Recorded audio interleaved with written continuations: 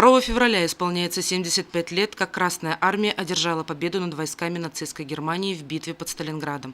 Это сражение, унесшее за собой тысячи жертв, имело важную историческую значимость в развитии страны, что обязательно должен помнить каждый, чью семью так или иначе коснулась война. Память о погибших жива, и ее всячески поддерживают организации, которые задействованы в просветительской работе с детьми и молодежью.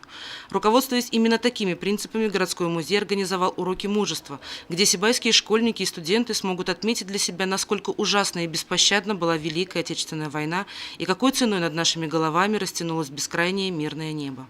Наши дети должны знать события Второй мировой войны, Великой Отечественной войны. В Сталинградской битве участвовало очень много наших земляков. Например, всем известный в городе ветеран Великой Отечественной войны, к сожалению, его нет, Кусибаев Хидиат Садыкович. Есть очень много военных экспонатов, которые мы будем детям демонстрировать, показывать. Вот в музее у нас есть диорама, посвященная защитникам обороны города Сталинграда. Поэтому я думаю, что эти музейные уроки расширят знания учащейся молодежи и будут способствовать патриотическому воспитанию школьников, студентов. Уроки мужества посетила значительная аудитория. Свои знания об истории Великой Отечественной войны получили учащиеся сибайских колледжей и школ.